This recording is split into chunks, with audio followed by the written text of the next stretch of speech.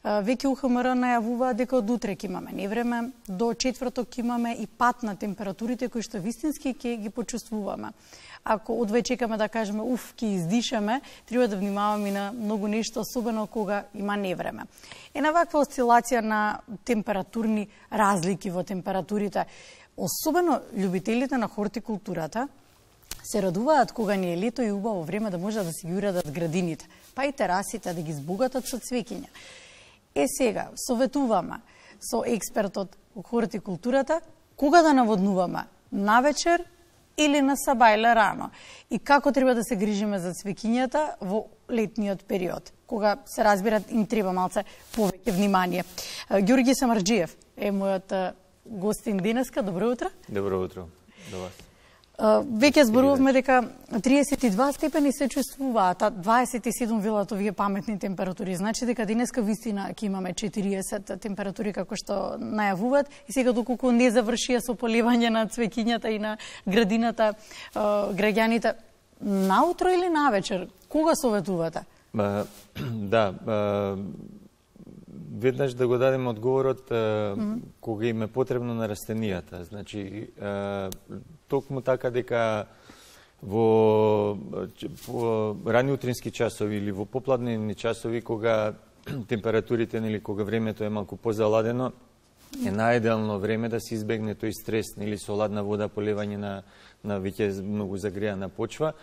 Меѓутоа, кога гледаме дека пред наши очи венат растенијата, значи нема време. Значи и среде пладне, ние треба да го уклучиме цревото или пак со кантичка, како ги поливаме нашите растенија, треба да им дадеме вода. Значи, кога растенијата им е потребно, не треба, тука нема компромис, нема чекање, бидејќи сите последици или сите трајни штети по лисната маса, по крошната и по коренот може да бидат трајни или пак делумни. И од тој аспект, дека кога растенијата се изложени на температури од 30-35 и повеќе степени, дали се биле изложени директно на сонце или пак се во сенка, сепак испарувањето е многу големо и не треба да чекаме. Знаеме често да направиме и грешка со тоа што во голема количина наутро, за да го издржа денот и високите температури, и ќе ги полееме со голема количина на вода. Некои цвеќиња трпат, но некои не. Потоа остануваат да плуват буквално во вода цел ден. Да, сега на таа тема, многу е важно доколку одгледуваме растенија во саксија, саксиите да имаат дупчиња, односно вишокот на вода да истекува. Во тој случај можеме да бидеме сигурни дека превадувањето на некој начин не може да го мисламе избегнато, бидејќи секој пат вишокот на вода ќе се дренира или ќе одседне и тогаш не може да сгрешиме. Ако полеваме растенија кои што се во саксија, кои што нема доле отвори, тогаш површината може да биде сува, меѓутоа долу да лежи вода. И ние сметајќи дека растението се пресушило, а некој пат растението ги покажува истите симптоми на венење и кога е превадено. Значи, кога скапува кореновиот систем, симптомите се слични како да растението да му фали вода. Ние сметајќи дека растението нема вода, уште толку го дополеваме и практично го запечатуваме. Така да многу е важно за да немаме грешки. Или пак навечер го правиме истото? Да, значи многу е важно. Не наутро, навечер. Да, сите оние кои што одгледуваат растенија во саксија, доколку е возможно, или саксијата да биде декоративната како еден вид на влошка, па во незе да има производствена со дупчиња, или пак да има метацни, да има дупки, отвори, значи тогаш не може да се случи такво нешто. Ѓорѓе, какво цвеќе препорачувате? Летниот период чинам дека најмногу имаат желба граѓаните да ги уредуваат површините, дали терасите, дали дворовите, кој што има, па може би да ги избогатат и внатрешните, домашни, семејни простори со некоја цвеќе повеќе. Да. Токму така, нели, за сите оние гледачи кои што го пропуштиле пролетниот период кој што е најинтензивен, нели, на садење, доседување на цветен расад, нели, обично тој е најактуелен на пролет и на лето. Да. Бидејќи факт е дека сезонските цвеќиња со своите цветови, со бојата, со колорот, најдобро го оплеменуваат и најживо го оплеменуваат просторот. Секако и летото не е задоснет период. Меѓутоа треба да одбереме само растенија кои што се одгледани во саксија, бидејќи преседувањето на такви растенија и за време на летниот период некако, значи, избегнати се тие стресови за растението и преседувањето е многу успешно. Значи, се што треба е, нели, сите оние што ќе се одважат да посадат растенија овој период и во лето, да одберат растенија кои што се одгледани во саксија, нели, да не биде тоа кое што растело во дворот, во земја, па сега да го откопаат, да го насадат на друго место. Па да го освежат со нова земја, да го... Обично така прават. Да, најдобро е тоа да го направат со растенија кои што се одгледани во саксија. Сега, кога велам да го освежат дополнително со земја, често и експертите за хортикултура и оние кои што се занимаваат со тоа, вашата работа исто е таква години наназад, советуваат да се стави нешто хранливо во почвата. Што е тоа хранливо вие што го советуваат? Со што да се потхрани почвата? Да, нели на таа тема нели малку ни е 1 час да говориме. Меѓутоа, кога садиме прво и основно растенија во саксија, независно дали се внатрешни или надворешни, секој пат да претендираме да користиме хумусна земја, тресет, значи нешто што е комерцијално пакувано во комерцијално пакување, каде што земјата нели природно хранлива, богата, ровка, независно дали е тоа комбинација од хумус и тресет или значи само тресет. Тоа е најбитно да во саксија да користиме порозна земја. Доколку садиме нели во земја во почва во дворот, тогаш немаме избор. Каква е земјата во дворот, на некој начин ограничени сме. Меѓутоа, ако имаме многу глиновита земја, лапор, значи да не пропушта вода, треба да копаме што поголеми длабоки дупки и треба да, доколку е возможно, да користиме земја директно за садењето, да користиме убава земја, односно таа може да биде алувијална почва, таа што е поровка, како рече нанос, или пак доколку немаме ништо од тоа, можеме да додадеме песок, ситна песок, онаа што се користи за малтерисување, на некој начин да го разбиеме таа компактност на почвата и што подлабоки дупки за некој начин, бидејќи дренажата е слаба, да обезбедиме вишокот на вода да отседнува што подлабоко во земјата. Ако зборуваме за високите температури, мораме да го споменеме и невремето, кое што го имаме изминатата недела, па и за неделава се најавува веќе од утре. Треба ли посебно да се грижиме да превземеме нешто по невреме, особено ако имаме градина?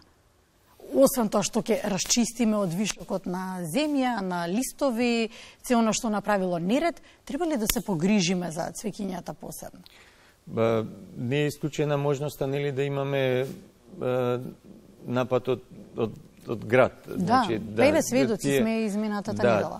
Тие штети нели оставаат последици. Ние не може да ги заштитиме дрвијата и грмушките кои што се посадени надвор, меѓутоа ако имаме растенија во саксија, можеме да ги засолниме, да.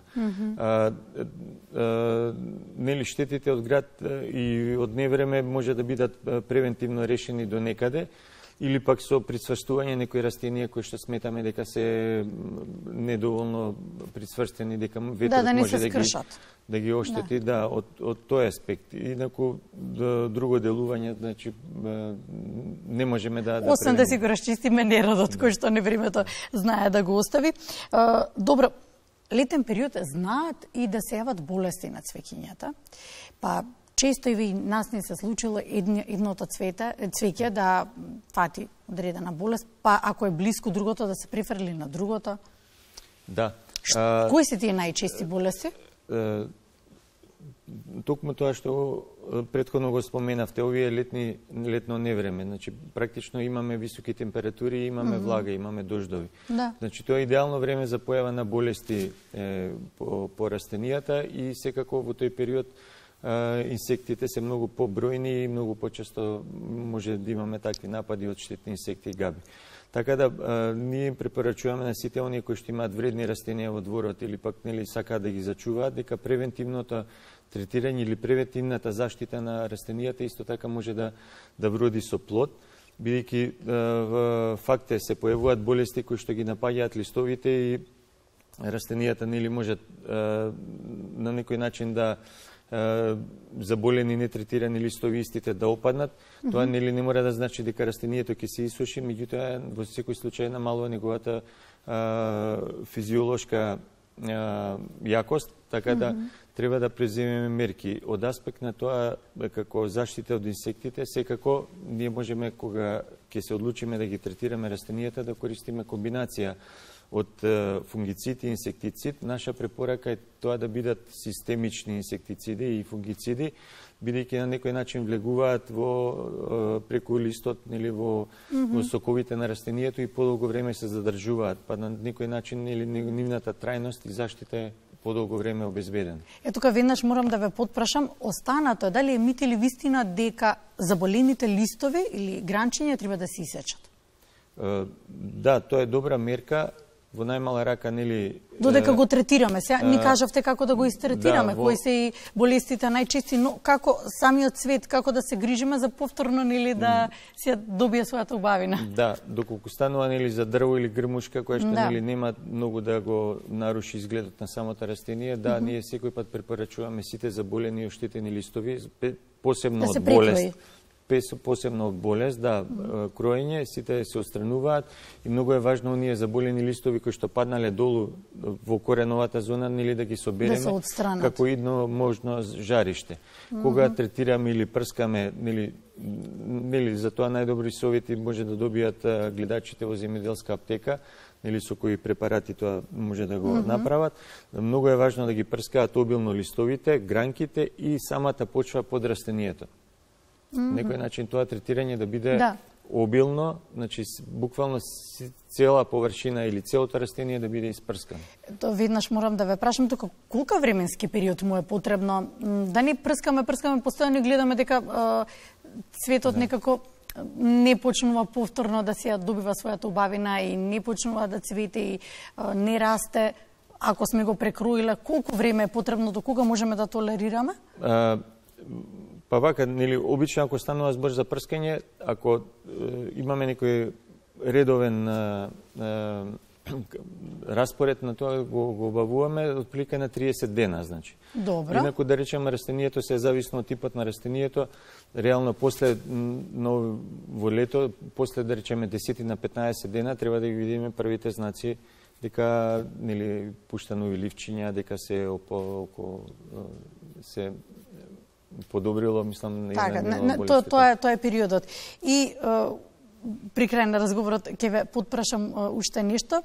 Често знам да прочитам, ако имало проблем цветот и особено ако корените се зафатени од некоја болест, дека треба да се пресечат на пола, едната половина да се фрли, а да се додаде нова земја во другата половина и дека од долу ќе почне да се храни цвеќето и горе да се третира, да речем, крошната, нели? Да. Вистина е тоа да се послушат граѓаните со овој предлог? Подкаструвањето на корењата е редовна пракса во хортикултурата и во расадничарството, да. Меѓутоа тоа не се прави во летно време. Да, ако имаме исклучок, ако имаме некој цвеќе што му гние коренот, па да, сега овој период да долуваме директно само во такви случаи. Да, во тој случај сега да се подкастрат гнилите коренчиња, да се пресади во нова земја, во нов субстрат, тоа да, инаку подкаструвањето на корењата е препорачливо, бидејќи тоа стимулира појава на нови млади коренчиња и на некој начин се зголемува абсорбтивната моќ на кореновиот систем. Меѓутоа, тоа да го прават рана пролет или доцна есен и дозирано. Сега зборам вака, нели, на телевизија не може да го пренесеме. А не сте го виделе проблемот? Добро, чиста како идеја е, како да се послужат граѓани. Тоа е добра метода, меѓутоа мора да консултираат нели експерти или некој што ја познава таа работа за им даде точни совети, бидејќи нели ако имаме едно дрво и му ги подкастриме корењата, значи имаме после сув трупец. Така да има начин тоа на каде, на кое место се прави, во која доза, да, така да. Георги, благодарам. Благодарам за гостувањето. Се надевам дека вашите совети помогна утринава. Благодарам.